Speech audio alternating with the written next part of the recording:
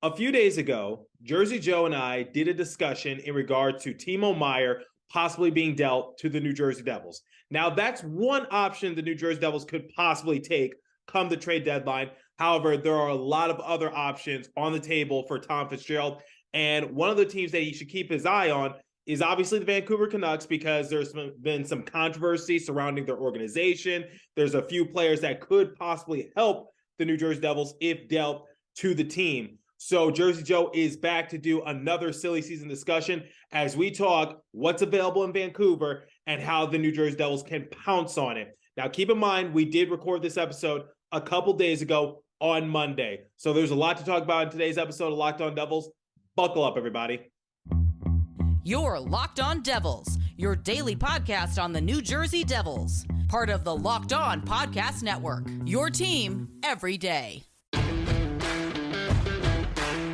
Hi, this is Bryce Salvador, and you're Locked On Devils with Trey Matthews. Elliott scores! Oh, Stevens stepped up, nailed him. Brodor's got the puck. What a shot. The Devils win the Stanley Cup. Alrighty now, what is up, New Jersey? Welcome back to the Locked On Devils podcast here on the Locked On Network. I'm your host, college hockey play-by-play announcer, Devils writer for Pucks and Pitchforks, and also part-time credentialed media member, Trey Matthews, joined alongside my fellow colleague over at Pucks and Pitchforks, Jersey Joe. In part one, we talked about Timo Meier and possible trade circumstances, but obviously don't sleep on the Vancouver Canucks. At least don't sleep on the Vancouver Canucks on our end, because they have a few players that the Devils could also target that can help the Devils in more ways than one. So, Jersey Joe, for anyone who needs a refresher, we obviously know the coaching situation. We know how classless the Vancouver Canucks have been the past week or so, just playing no mercy, essentially, and just basically setting their own head coach up for failure. What's been going on, and how does this affect the New Jersey Devils? Well, first off, there was an Adam Foote sighting and a Rick Tocchet sighting, and there's no longer Bruce. There it is anymore. He had his final game, and boy, last week was a doozy. Hearing Jim Rutherford just go, starting off with the Tanner Pearson thing, and then halfway through the interview, if you listen to it on Sportsnet on YouTube, you'll see halfway through they start asking about Kuzmenko, and Jim Rutherford said, "Oh, well, we're looking to sign him for $7 million a year, try to get him to an extension." I'm like, what? You're in a bit of a regime change. And he goes on to say, "Oh, we don't want to rebuild. We want to please our season ticket holders, and we want a blend of picks and players that got a couple of years under their belt." And I'm like, excuse me? This is not something that is feasible. And I was thinking to myself, if I am Kuzmenko, I want to go where I can win and not take the $7 million. I'd rather take the contract I have now, play in a team like New Jersey that's in the playoff spot, and look to break out in a better situation. I know he's scoring well, but needs to be in a better environment. Okay, it's not just Andrei Kuzmenko. You got Bo Horvat. You got Brock Besser, and also possibly Quinn Hughes. Okay, so I know you just talked about Andrei Kuzmenko, but we can't sleep on Horvat, or we can't sleep on Hughes, Quinn Hughes to be exact, or Brock Besser, because it's just like those are four potential players that could get hypothetically traded to the Devils. So if you're Tom Fitzgerald, out of those four, because Horvat is obviously the captain. Brock Besser, we talked about the Devils potentially obtaining him last year's NHL trade deadline. That didn't come into fruition. And Brock Besser obviously got paid over the summer. I think that's what Jesper Bratt wanted. Similar money to Brock Besser. And now Quinn Hughes, which is, I think for Quinn Hughes, I talked about it like over a year ago. I think getting Quinn Hughes would just be like sort of like a marketing technique, because You got Luke Hughes coming up next year. You obviously got Jack Hughes. He's a franchise player. So getting Quinn Hughes, who's also a very good player, just seems like you got the whole Hughes brothers show in New Jersey. And that would obviously sell tickets, but at the same time, is it a dire need for the Devils?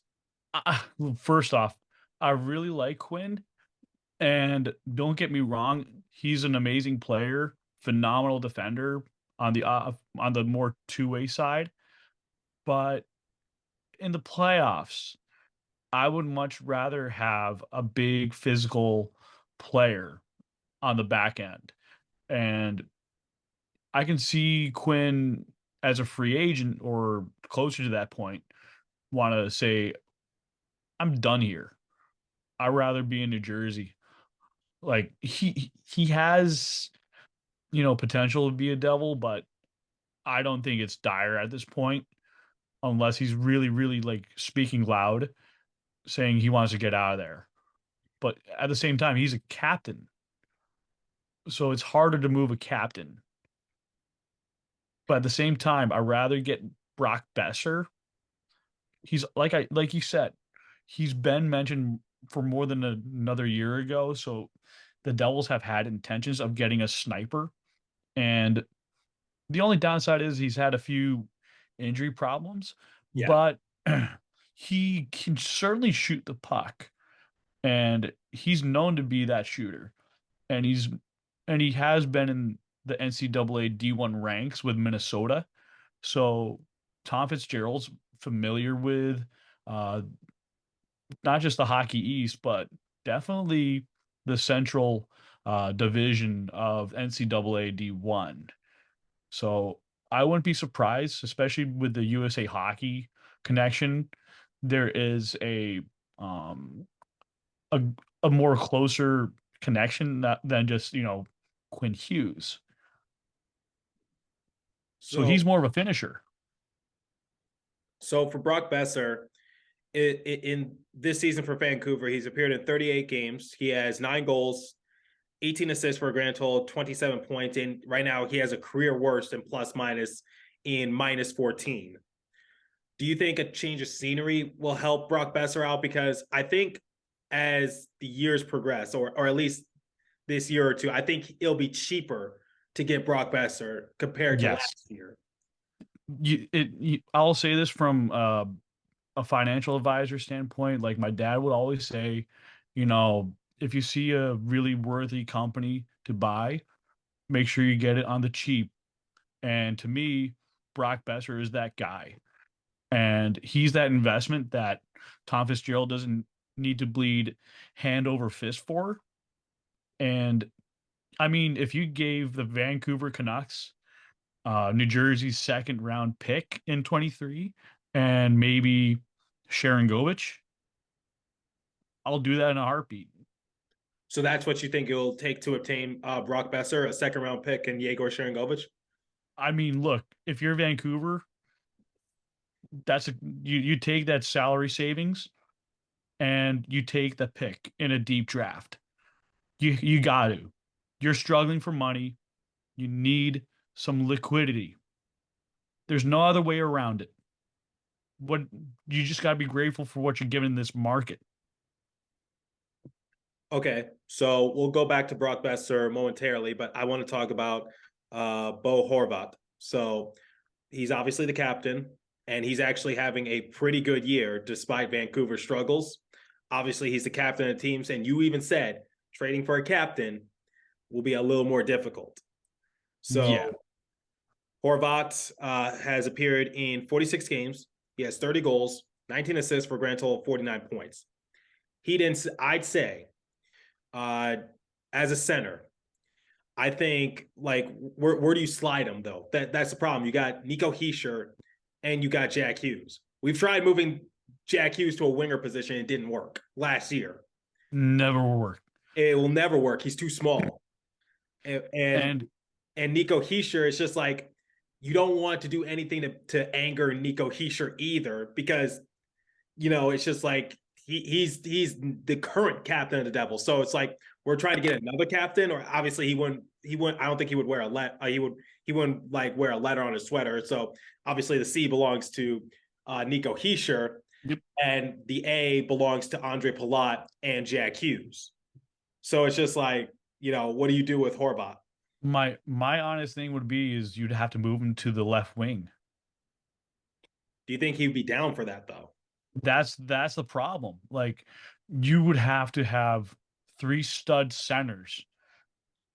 But before you even acquire him, you'd have to ask him himself and say, Bo, are you willing to play on a playoff team in New Jersey in the Eastern Conference to play second or third line minutes and play for a team that wants you here and wants you to win a championship here?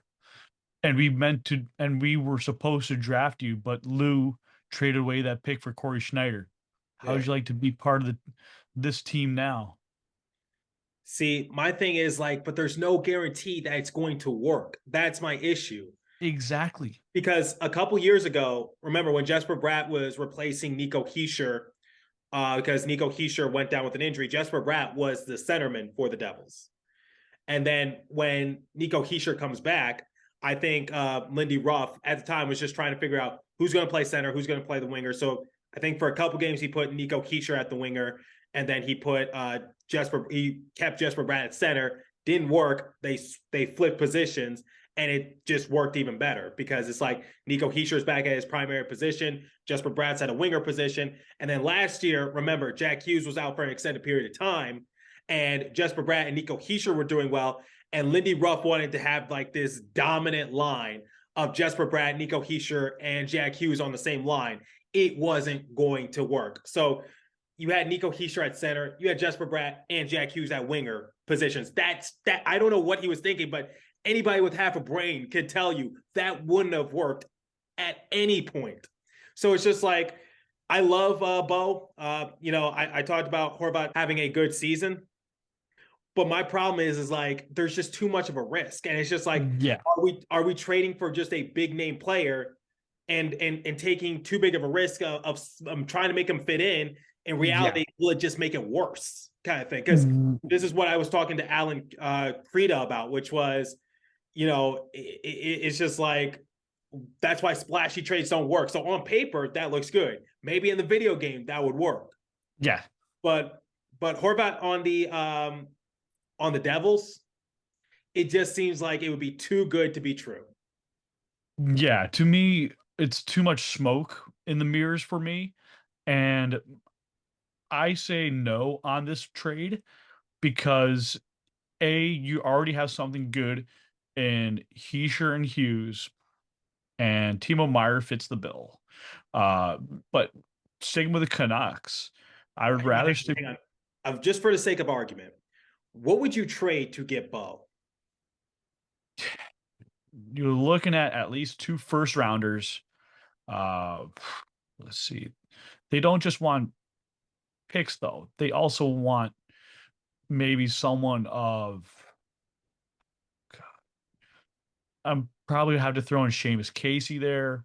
Okay, that's okay. Ethan Edwards. I know they love Kevin Ball in New Jersey, and then fans don't love him. him. Fans don't love him. Fans do not like him. No, I'm talking about management. Oh, management. Okay, that's different. Management. That's why I said they, not the fans. They. Okay. There's a difference. No, you're right. Who's running the team? Who's running the team? It's Tom not like we're the Fitzgerald. Green Bay Packers. Tom Fitzgerald. Exactly. At this point, you'd have to throw in like a Fabian Zetterlund that would muck it up in Vancouver easily. So it's going to be a dicey trade, honestly. But I don't think it's going to work out in the end. That's why I think the team like the Rangers makes an attempt, or Minnesota, because they're one of the other 7 teams in on Bo Horvat. Don't worry, there's still more in store with Jersey Joe and what's available in Vancouver. But before we continue, I want you guys to make some extra cash. So the NFL playoffs are here. We're really excited to announce our new sports betting partner for Locked On, because they're the #1 sports book in America. It's FanDuel. If you're new to FanDuel, that's even better. They have so many great features that make betting on sports fun and easy. New customers join today and get started with $150 in free bets guaranteed when you place your first $5 bet. Just sign up at FanDuel.com/locked-on. FanDuel has your favorite bets from money line to point spread to player props. Plus, you can even combine your bets for a chance at a bigger payout with this same game parlay. So you know the drill. Visit our friends at Locked On Bets for all your betting needs there as well. And please remember to gamble responsibly. Okay, let's get back to our discussion with Jersey Joe. What's available in Vancouver? There's 4 players that the New Jersey Devils should have their eye on. Take it away. The Devils are starting to build up that cushion. Mm-hmm. But the problem is like teams below them, they're not giving up. They're not going to go down without a fight. Exactly. And, there are teams who are just outside the wild cards, and the Devils want to get the best players available outside of those spots. And Vancouver, to me, looks like the 2010-2011 New Jersey Devils in disarray, but have potential to make the playoffs the next season. And that's because of the coaching changes. But if Vancouver goes on a selling spree, that next season's not going to mean much, because then they're going to continue rebuilding, even though they're not saying it. Okay, so Horvat is off the table, I presume. So I can't see him going to New Jersey. Prove me wrong, Tommy, but I just don't see it. Even if he does come to Jersey, we just established this many times. There's no room. We don't know, and it just seems like this move would kind of trigger Nico Hischier a little bit, if I'm being completely honest, because it's like we're getting another captain. Horvat is a good player, but it's just like he's a center, and we already got Jack Hughes and Nico Hischier, and we already believe in them. It just doesn't make sense. And to move him to a position, Jesper Boefus is starting to bloom a little bit. Just a little bit. Not trying to get too excited, but yes, you're right. No. So Bo, that's a no. No. Brock is a yes. Brock is a yes. Quinn Hughes is a no, right? He's a maybe. Maybe. Okay. I just think he's being too costly. Yeah, Quinn Hughes is a no for me, at least. It's a no for me, because I still stand by what I said like over a year ago, which is it just seems like it would just be a marketing tactic by the Devils, or Jack Hughes would try to dog the organization into trying to get his brother. Which, look, it would be a breath of fresh air to see all 3 brothers on the same team and suit up in the same game. Yeah. It doesn't, but it just wouldn't make sense for me. So Bo's a no. Hughes is a no. Quinn Hughes. Brock Besser is a yes. Mm-hmm. Okay, so and Kuzmenko is a yes. Yes. Okay, Kuzmenko and Besser are yeses. So what are we giving up? Because we talked about Kuzmenko before. What are we giving up to get one of those players? Right now, I certainly can see more like a second round pick in this year's draft. I would throw in for someone on defense for Vancouver. You're looking maybe a Riley Walsh, maybe Michael Vukovic type kid that could jump in on their defense, add some physicality, add some offense. And with that second round pick, this draft is deeper and the Devils don't really need that. I really don't think Kuzmenko has long enough track record to prove it to be a first, but that could be a conditional. And even then, our first round pick isn't going to be all that good, but because we're a good team right now. And I get this is a deep draft. And this is a deep draft. Do not get me wrong. But at the same time, the problem the Devils have is they have too many good prospects. Right. And there's nowhere else to store them. So at this point, you could move that first and keep your second round pick. But like I said, you can make that second a conditional. let's say Kuzmenko scores 5 goals in the playoffs with the New Jersey Devils. That second can become a first rounder to Vancouver from New Jersey transferred. So that's something that I see as a sweetener. Okay. Okay. And this was brought up last year, and I know what the answer is going to be, but Thatcher Demko. I like him. I don't. His goals against average is nearly 4, I believe. I mean, with Rogalski around, he's done a lot better with Akira Schmid this year. And I don't know what has happened with Schmid in the offseason or in Utica, but something is working with Clemenson and Brodeur in Utica. And there's something working with Schmid. And I think something similar could happen with Thatcher Demko. And Demko, being an American goalie, you have the connection with Tom Fitzgerald and Dan McKinnon was the assistant GM when they were looking at the NHL draft that past couple seasons in 2019 when I think Fitzgerald was just fired. No, he was still there last draft. So I wouldn't be surprised if he was on their draft board. Okay. So So there's a possibility. I'm not saying it's 100%, but you still have to. I say no. That's my thing. I say no. So my thing for Brock Besser and also Andrei Kuzmenko, I say you could give up a second round draft pick because they're, let's face it, you just said Kuzmenko's stock isn't high enough for a first rounder, and Brock Besser, his stock has dipped a lot since last year.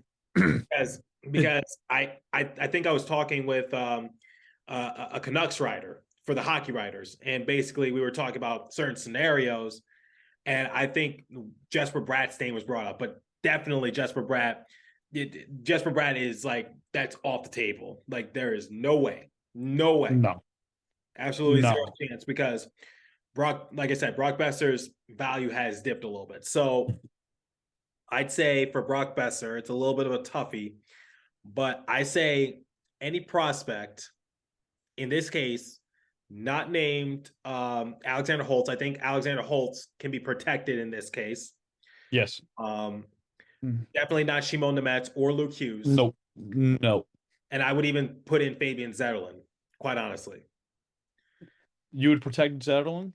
I don't think the problem is like, it's not whether or not I think we could protect Zetterlund. I think it's just like, I don't think the Canucks are going to demand for so much for Brock Besser, because I think they want that contract off. The season has gone down the gutter. His value continues to dip. So it might be a situation where they try to trade for something or get something out of it. I will say this: give them a conditional 6th, and if Besser performs at least 5 to 10 points in the playoffs for the New Jersey Devils, you can upgrade that to a 5th. And if the Devils reach the Eastern Conference Finals, make it a 3rd. Okay. So basically picks for Besser, right? I mean, look, he's not worth a 1st anymore. Right. What else is Vancouver going to do? You're cash strapped. Like I said before on the first recording, Vancouver needs liquidity. They need assets. They need to build. Yeah, and it finally came back to me what the Canucks writer was basically hypothetically putting out there. So Jesper Bratt's name was brought up, but I think the selling point he wanted was the Devils' first round pick from last year, which ended up becoming the 2nd overall pick. So I was like, that's too big of a risk, because what if the Devils win the 1st overall pick? I know it's not likely, but what if they won the 1st overall pick? Now, basically they could get They could get Slavkovsky. They could have gotten Wright. They could have gotten Nemec. Cooley, Nemets. Even though Nemets was more of Nemets was going to go top 5, but drafting him first overall, I don't know. I really don't. But Not that far fetched, I'm but not saying it's far fetched. I'm not saying it's far fetched. I'm just saying, I think people were so big on Slavkovsky and Wright at the time that the Mets kind of fell out of favor, and then the Devils stunned everyone except for you by selecting the Mets, and basically the Coyotes weren't expecting that at all because they were working out Logan Cooley. They were so focused on Logan Cooley because they thought Wright and Slavkovsky would go 1-2 or 2-1, whatever the case might be. right. And so they focused solely on Logan Cooley, and at the draft, the Devils passed up on Shane Wright, and so thus the Coyotes draft Logan Cooley, and then Shane Wright falls to the Seattle Kraken. But digressing a little bit, that pick would have been way too big of a risk to trade away because this was at the point where the season was going downhill a little bit. So I was like, that is guaranteed to be a top 10 pick, top 10 easily, like guaranteed. So I'm just like, trading that for Brock Besser just didn't seem worth it at the time. And now I'm glad that the investment is panning out just a little bit more because it's like now we can get Brock Besser for a lot cheaper. Now, given his season this year, just talked about having a career worst right now in plus minus. Where do you see Brock Besser slide in? Because I think I said last year, call me crazy, but I think Brock Besser could play on the third line. I was going to say third or second line right wing easily. And he's only 25 years old, and he's a UFA at the end of 2025 season. So really, if you miss out on Timo Meier, put Besser as your number 2 guy because the term meets it. And I've spoken to people who said, Fitzgerald doesn't like to trade for players who have less than a certain amount of term. So to me, Besser really fits that bill. And I'm a fan of his shot. And I know if he can get that shot right, and having Andrew Burnett around and Lindy Ruff as coaches, they can certainly turn his stock up and get him to be the lethal finisher he was prior to some of his injuries the past couple of years, prior to the COVID years. So there's potential for the Devils to pull off something sneaky there. Yeah, and it's just a matter of like picking which player. So we talked about for the Vancouver Canucks, we talked about Horvat, we talked about Besser, we talked about Kuzmenko, we talked about Hughes, and now for the San Jose Sharks, we talked about Timo Meier. And one of the reasons why I didn't do a silly season for Horvat, it was just because it just seemed a little too far-fetched in my eyes. Yeah. And I talked about Quinn Hughes before. I didn't think it was actually that legitimate. I just thought it was just like fans just putting something out there because they want to see all 3 Hughes brothers together. We talked about Kuzmenko and we talked about what he could bring to the table. I would love to have Kuzmenko on the team. I think he would be a great asset. And I was just going to say, the Devils been tied into Columbus's Vladislav Gavrikov, someone who'd be really good if you miss out on Max Domi, and really good on the penalty kill, maybe the power play a little bit. But I just don't think the Devils would trade within their division like they did in the Vanacek move. I don't see that.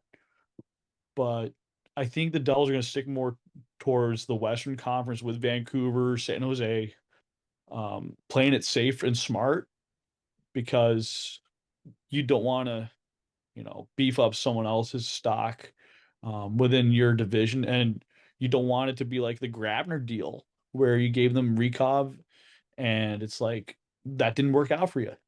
So you got to, weigh your options. And the Devils got that.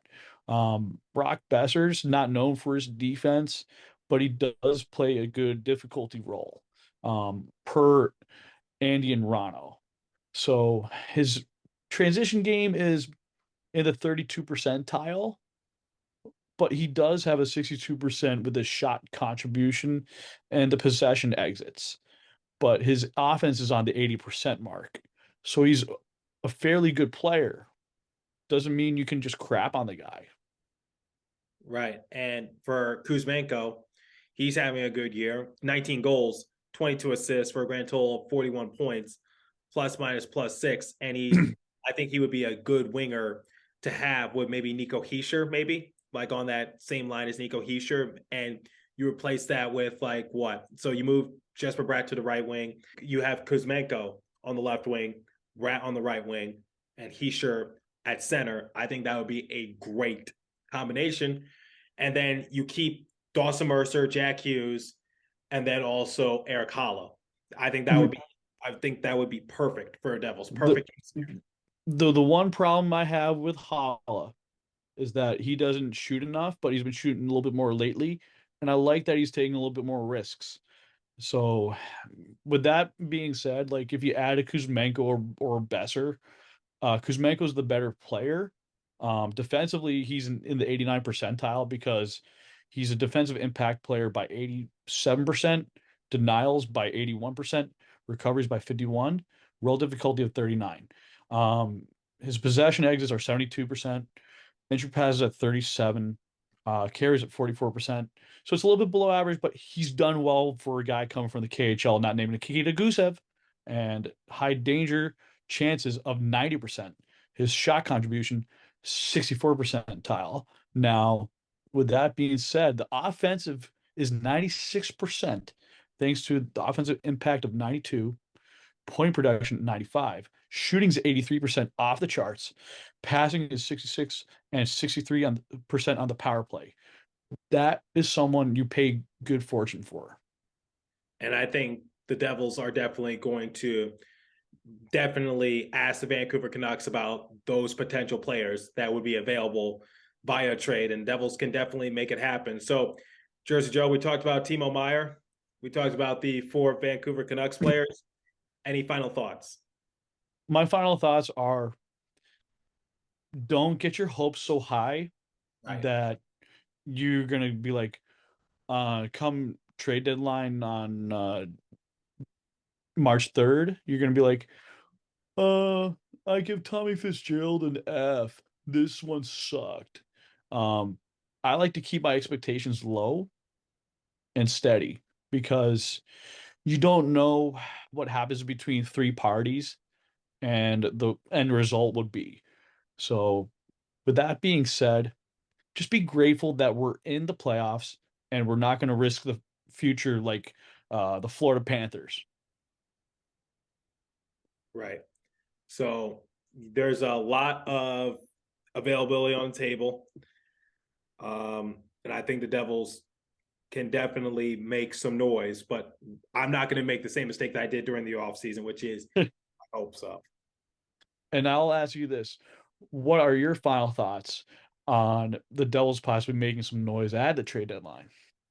I would say anything is possible, but at the same time, let's not go crazy here because the Devils weren't even supposed to be in this situation in the first place. Like, we didn't expect for them to be this good. Now it's just a matter of like, how do they go? You got to handle it with kid gloves. You got to be careful. You got to just take it one step at a time. So don't rush into anything. But the main priority is to re-sign Jesper Bratt. That I can assure you is a long-term solution. It's not a for now situation. Long-term, Jesper Bratt. So that's your main priority. And if you are unable to afford Jesper Bratt, but yet make a big trade or something like that, I would be more ticked off about that because basically you're putting all your eggs into a basket. And let's be realistic. Even the Devils do make these moves. Do they win the Stanley Cup? I don't think so. They still have a lot to learn. I will say this, it'll get them past the first round, maybe the second round. But if they do get to the Stanley Cup final, then so be it. I will throw this in there. If the Devils are able to make at least 2 really good trades and do with less risk, I'll be fine. I'm not going to be mad if they give up the first round pick or the second round pick, Me neither. because the Devils have grown to the point they're past the rebuild phase. They're in the contention phase. And next season they're going to be in the offseason where I believe they will add maybe a Pastrnak if available, or whoever, whatever free agents make it to market, and they say, I want to be with New Jersey. And I like that Brack guy. Let me jump in and sign 5 years, 3 years to be with a team that's going to contend. Right. So anything is possible, but keep your expectations moderate. And, just because we don't get those players, it's not the end of the world. No. And I just want to say, it might be a little unlikely. It's possible, but not likely, just because the Devils, like Jersey Joe said in part 1 of this crossover, the Devils would have to make a few corresponding moves in order for it to actually come into fruition. Like when I came up with these trade scenarios, these are just like what I think might happen. I'm not going to say these trades are going to happen, because anything could change at the last minute within the dying minutes of the trade deadline. And we'll see what happens. Jersey Joe, thanks for hopping on. Thank you. My pleasure.